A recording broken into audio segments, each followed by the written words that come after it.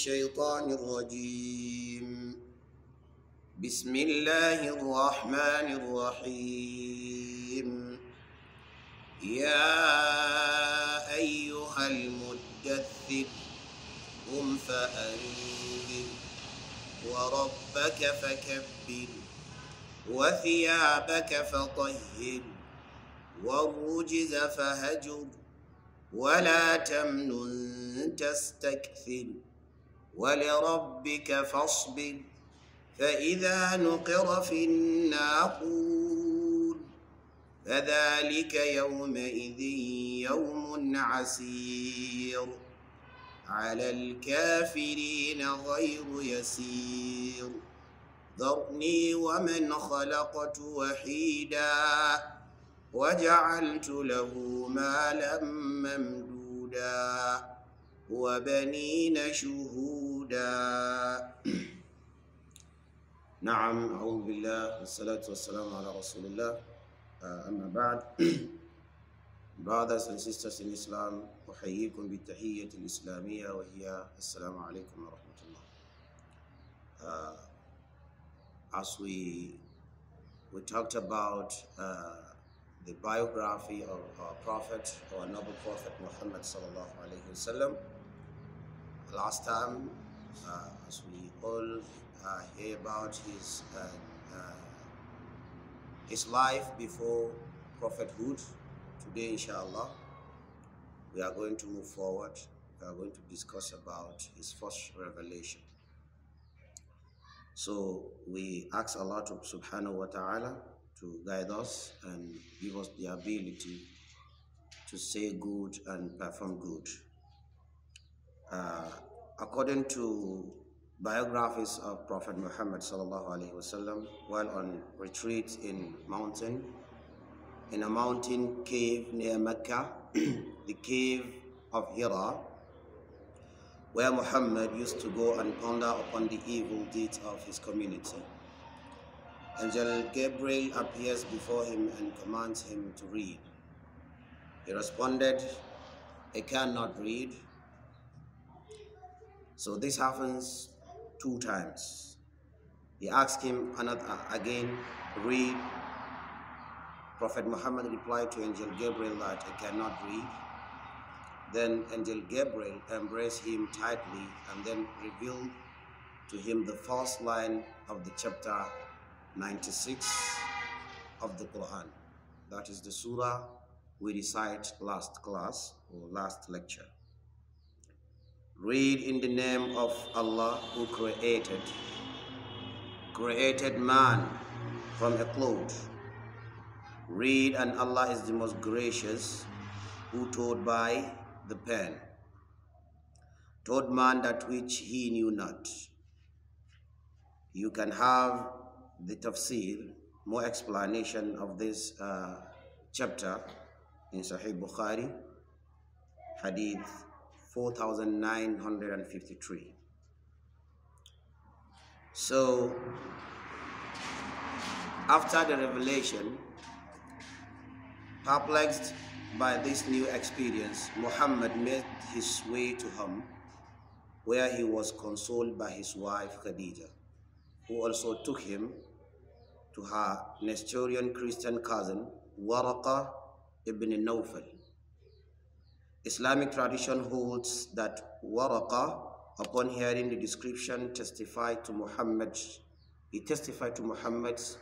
prophethood and convinced Muhammad that the revelation was from God. Waraqa said, "O my nephew, what did you see?" When Muhammad told him what had happened to him, Waraqa replied, "This is Namuz," meaning Gabriel, that Allah sent to Moses.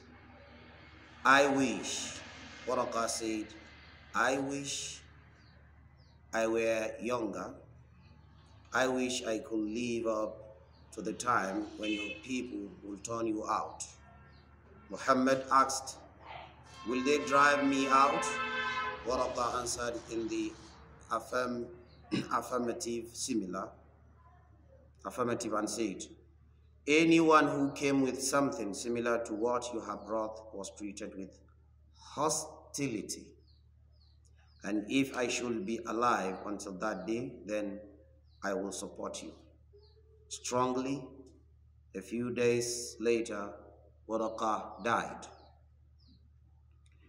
The initial revelation was followed by a pause and a second encounter with Jibril when Muhammad heard a voice from the sky and saw the same angel sitting between the sky and the earth.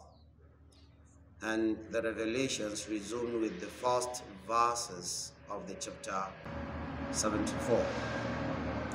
Al-Tabari and Ibn Hisham reported that Muhammad left the cave of Hira after being surprised by the revelation, but later on returned to the cave and continued his solitude. Subsequently, he returned to Mecca. Tabari and Ibn Ishaq write that Muhammad told Zubayr. Now,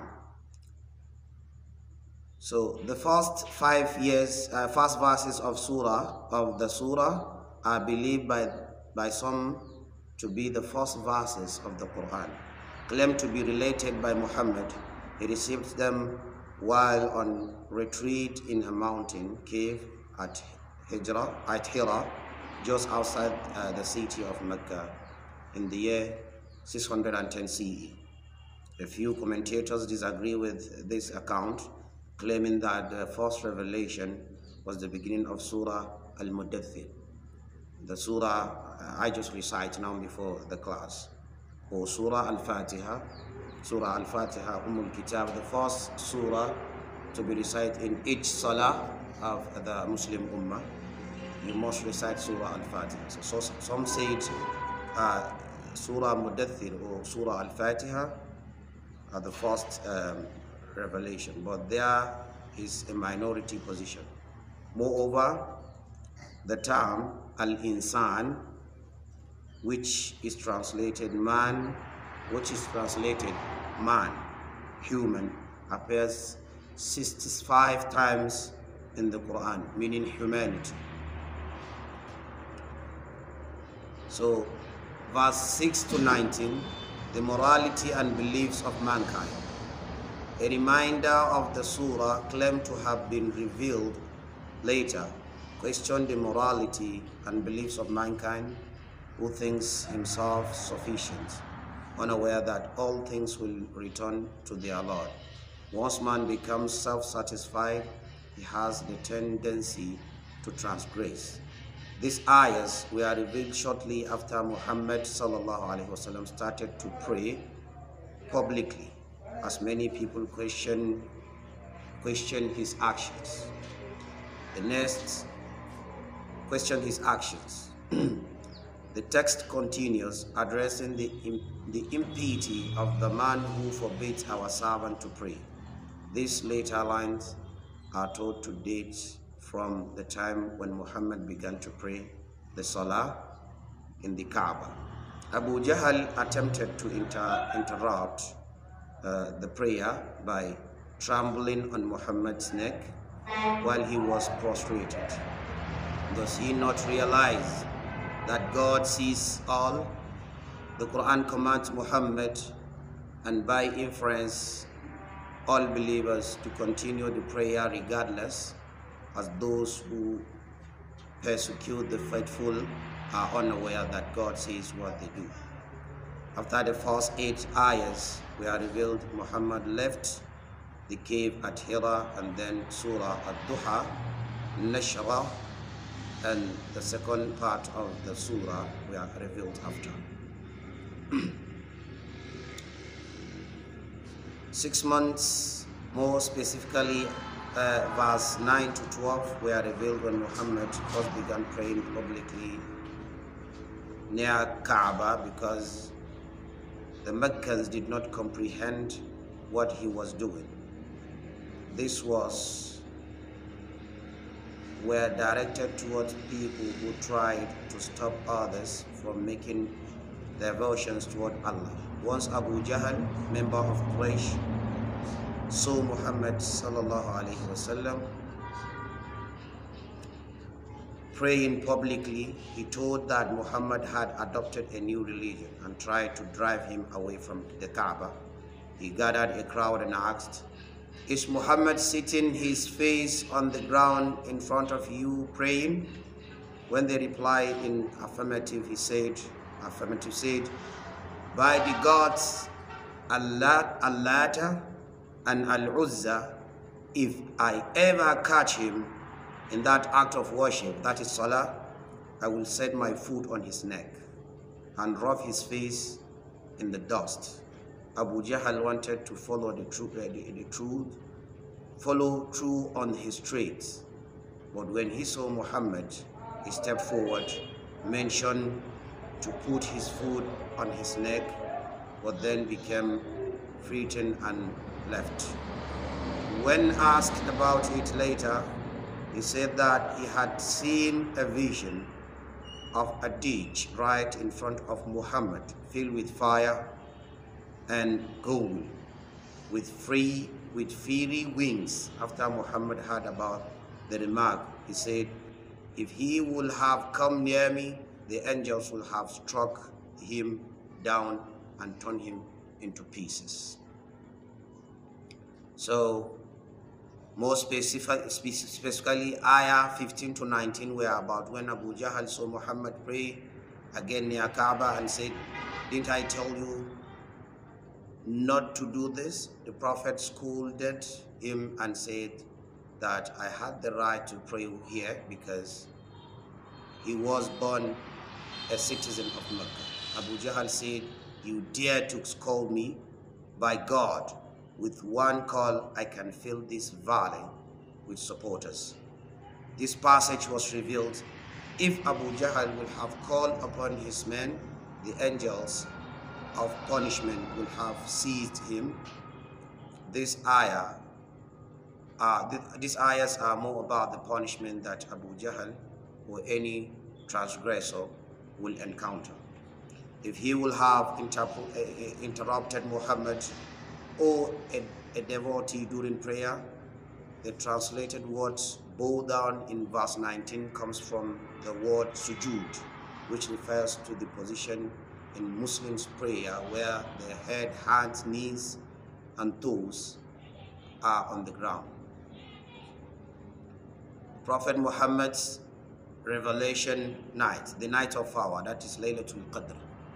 Muhammad spent a lot of his time in prayer and meditation. On one of these occasions, he received the first revelation of the Quran from Allah.